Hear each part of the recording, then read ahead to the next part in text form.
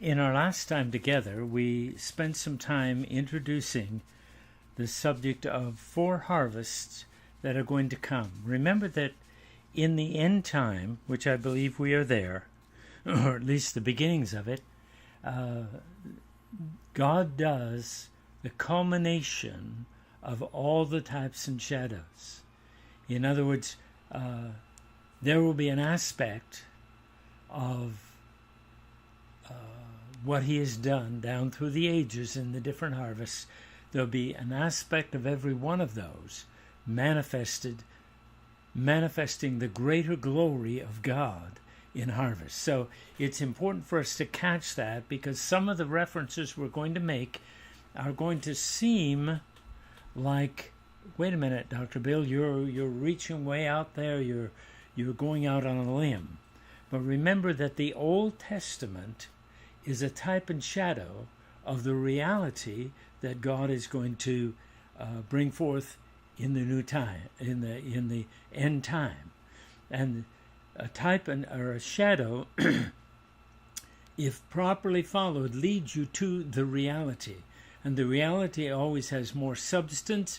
The reality always has greater truth in it, and greater aspects of the truth that was there in the shadow. So I want to lay that out before we come to these, because we're going to go into some illustrations of things that were done in the Old Testament in harvest time that I believe God is going to, we're speaking prophetically of the end time harvest. So let's go now into this second lesson of the 4 harvests of God.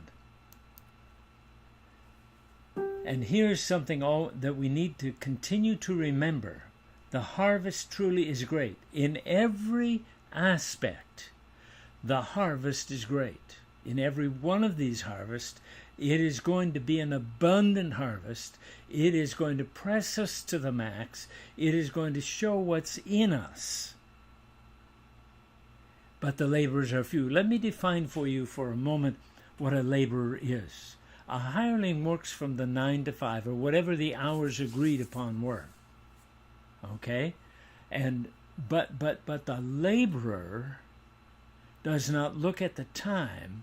He looks at the importance of the harvest and pushes through until the harvest is done. If that requires 5-hour days, if it requires 10-hour days, if it requires 12-hour days, he works until it's done. I remember we lived in Christian community back in the 70s, and of course it was back to the land, back to the natural way of doing things. At least that's what they felt. And so when it came harvest time, we harvested with horses. We harvested with scythes and cradles, and we bundled the sheaves up as the old Amish would do years ago, and our forefathers obviously did as well. And I remember one night, because of where we were, the sun would not go down till midnight. And we had started early in the morning, and I came home, and there was a meeting on for those who weren't involved in the harvest. And the Lord said to me, I want you to go in, speak this word, and then go back out to harvest. And this was 8 o'clock at night. And so we labored all the way through till the harvest was in, because the most important thing at harvest time is getting in the harvest, because it's your provision for the winter that's coming, it's your provision for the now, and also during the harvest, whether it was the harvest of sucker or salmon, or not salmon, oh dear, I forget the little smelt, whether it was the harvest of blueberries, whether it was the harvest of any of the fruit, you did your best while the weather was good to get as much of the harvest in as possible. And then, of course, there were days after in which you processed the harvest. But it's important to realize that in God's economy, the laborers, those willing to work until the work is done, are few. There are many hirelings, but the laborers are few.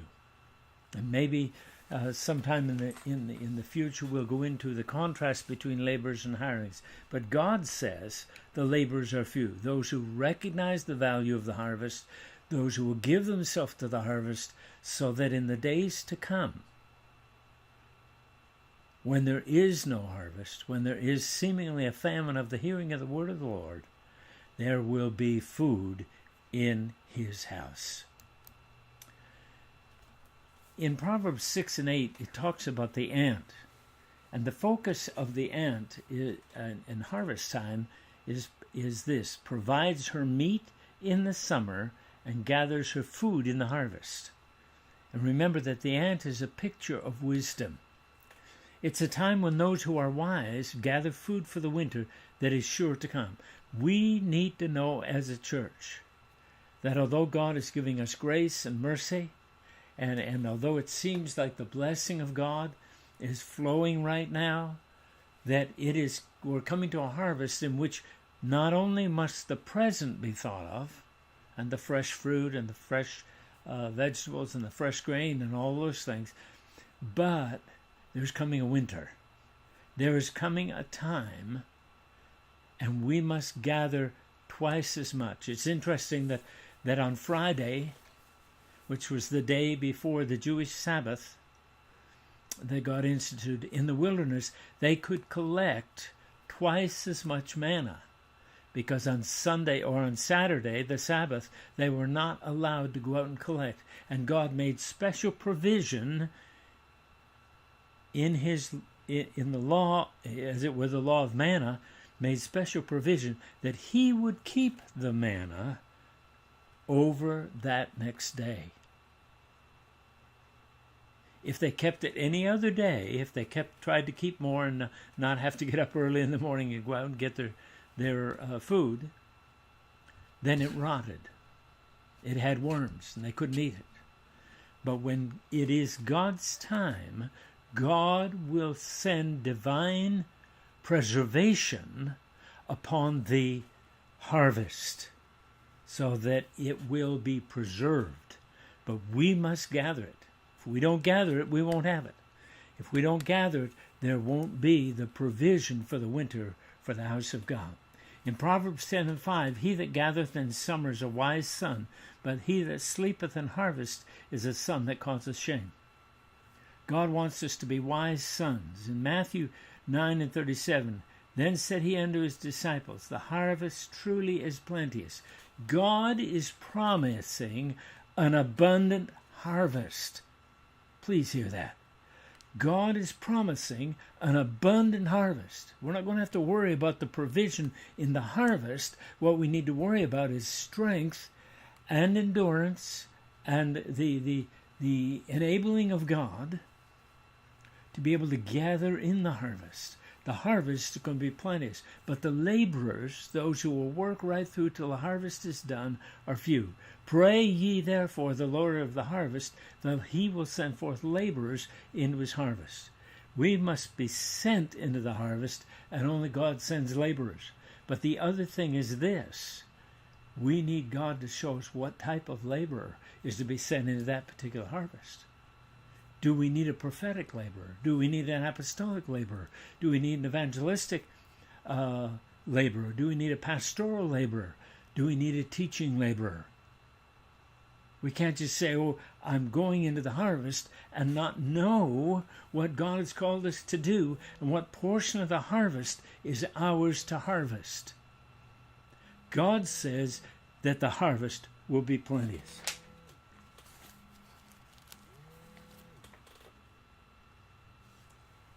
And we must be willing for that. In Matthew 13:30, this is the parable of the wheat and the tares. And this is important because if we don't understand this principle of harvest, we're going to disturb the wheat before it's ready.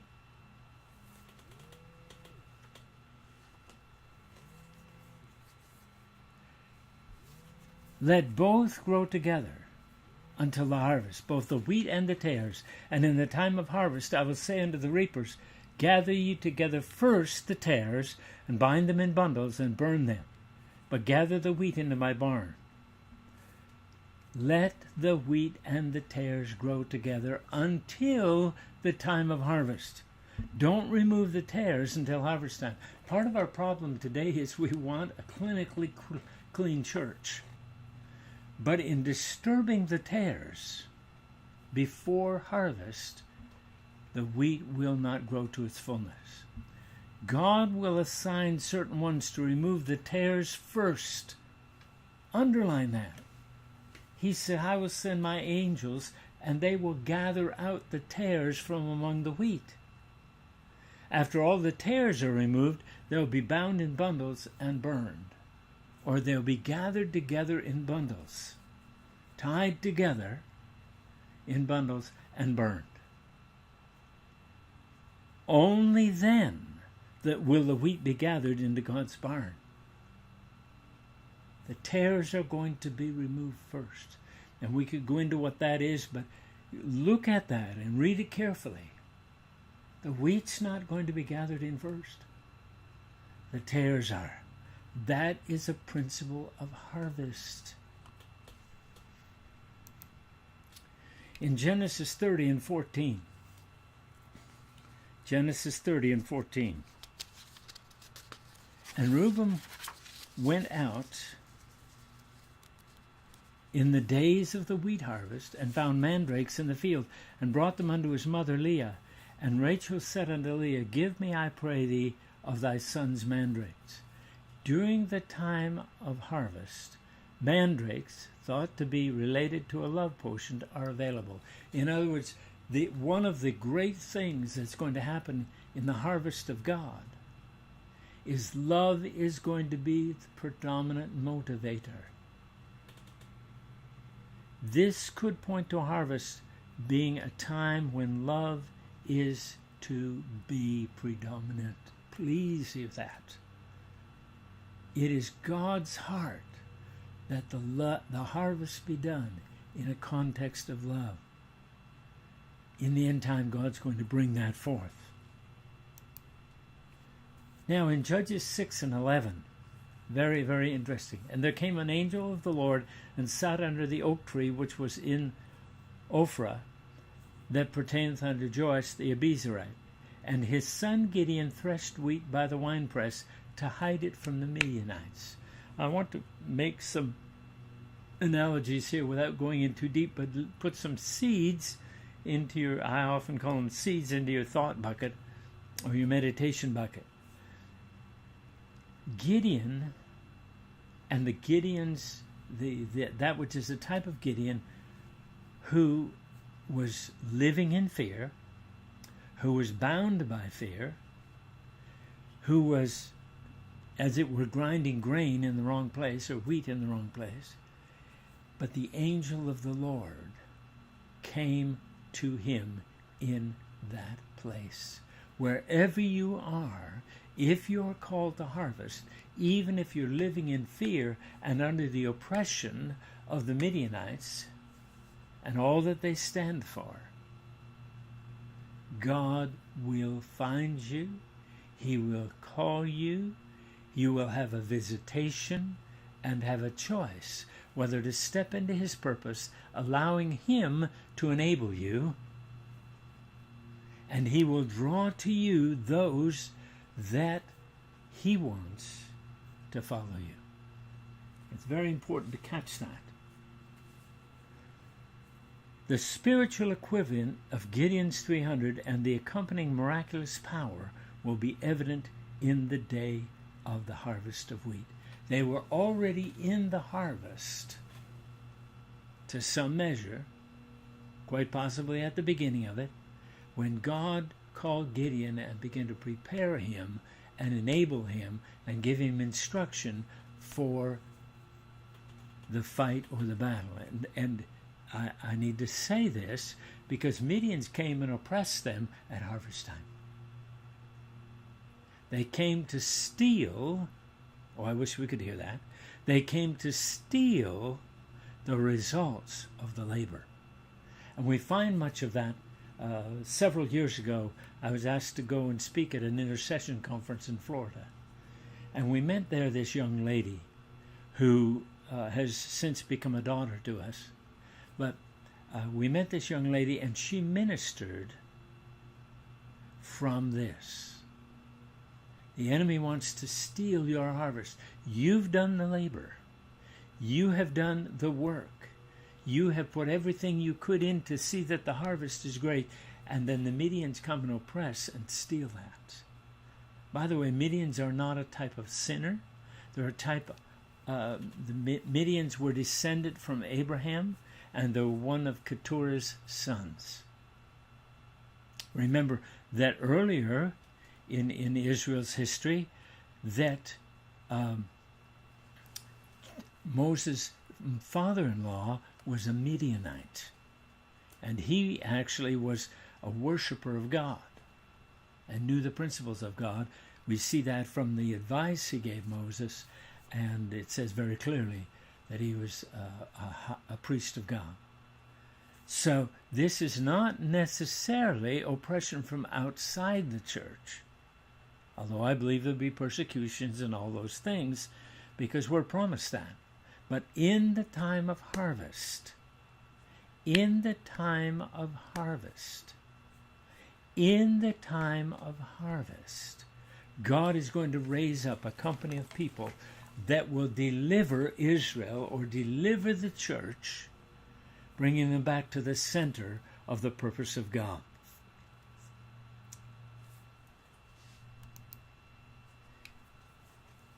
This is where we want to sit down and give you a day or two to think about this. And here is our contact information, our snail mail address if you want to write us and ask questions or desire to send a donation by check. That's the address. On our website, you will find a number of products. They're all in academic format courses that can be taken through us towards an ecclesiastical degree as well. But you also have there a donate button. We ask you to seek the Lord and ask Him how you can help us continue to minister in this way. Then there is my email address, and that's the way I prefer that you send questions, because that way I won't forget a portion of what you have to say or your question, and I'll be able to answer it. If I don't know the answer, I will search out the answer, and we will learn together the answer to your question. This is Dr. William J. Hurst of Dr. William J. Hurst Ministries, teaching all nations the practical Word of God and mentoring students one student at a time.